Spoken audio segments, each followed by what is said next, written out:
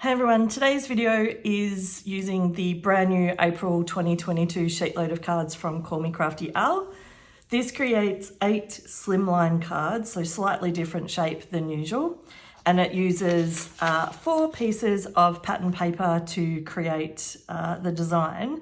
I will put a link below to where you can find more information about the sheetload and the approach, as well as these cutting guides as to how to prep your materials.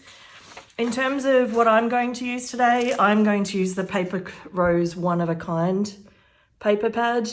I just got a recent delivery of a bunch of different pattern paper from Paper Rose. They are Australia based and I love to support Australian companies. So you will often see me use Paper Rose or Kaisercraft. This card does call for some foliage. You can use anything that you have in your stash. Most people, if you are into die cutting, would have some kind of foliage die.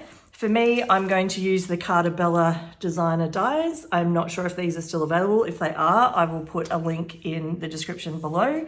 I'm also going to use black cardstock for the layer behind the sentiment. The next step is to sort through all these beautiful pattern papers and pick the designs that I think will work with the card sketch. I'm removing anything that has text written on it, and there's 3 of those pattern papers, one that's the cut aparts and then another 2 that have either a scripty style text or one of them that has more block letters. So I've in the end selected quite a few that have a foliage type design. The next step is to chop the pattern papers down. You literally need to cut the 6x6 paper in half into 2 3-inch strips. And then those 3-inch strips get 1.5 cut off the end. So you have a 4.5 and a 1.5 piece. This is literally the simplest cutting that I have had for any of the sheet loads in the past, which makes it super quick to do all of your preparation work. Given that I've just got some neutral tones here with these pattern papers, I've chosen to just use a black and white sentiment, and you can see on my desk there that I have used a thank you stamp for these ones. And I have my silver foliage ready to go. That's the outdoor floral die cut, the designer dies from Carta Bella. I'm now just running through and literally just adding some of my ATG to the back of each of these pieces. The card bases themselves were a little bit fiddly, and I'm not used to doing a slimline design, but once I kind of worked out how to fold them and what they would be like for the sheet load, it was quite straightforward. I decided that rather than trying to pair up the different pattern papers in advance, I would attach the larger piece to the front of the card for each of the 8 cards first. And then once I'd done that, I can then try and work out how to match up the other smaller pieces. I was not scientific about this at all, other than I tried not to put 2 pieces with foliage onto the same card. So there's some gorgeous ones with the kind of striped design and the backgrounds with the grey kind of murkiness. I don't know what to call it. But like adding these, I just went through, grabbed the first few, added them to a couple of cards, and then when I got down to the final 3 or 4 cards, it was really about trying to make sure that I didn't have 2 of the same design left. I just think the cards look much more interesting if I'm at least using 2 of the pattern paper designs on the same card.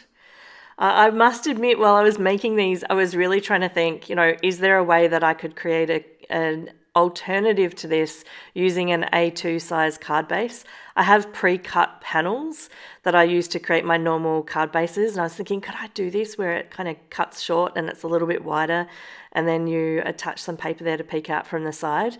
But I'm thinking if I did do that, it wouldn't fit in a standard envelope. So I've moved on from that pretty quickly. But I'm still going to think about if there is a way that would make sense to do it. Maybe I could make it a smaller card than an A2 by chopping some off the edge. We'll see. I mentioned earlier that I had used a thank you stamp set for my sentiments for these cards. And you can see here I'm just doing the black matting layer.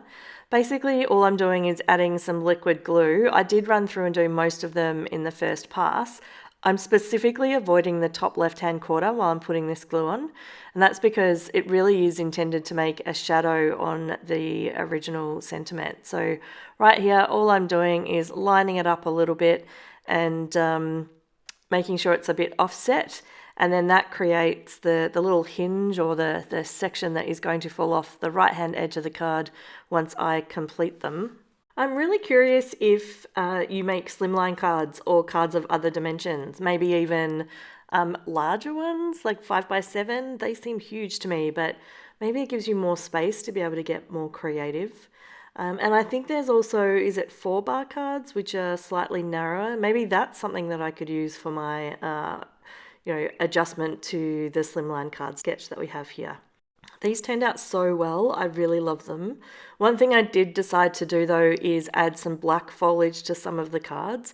The contrast just didn't seem strong enough. So in some instances, I chopped the same die cut with some black and then I layered it straight on top of the white.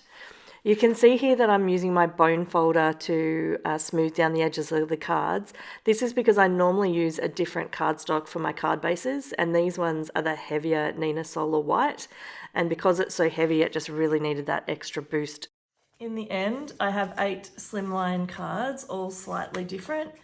If you'd like to see more videos using Sheetloader card templates, I've put a link to the playlist on the right. Have a great day.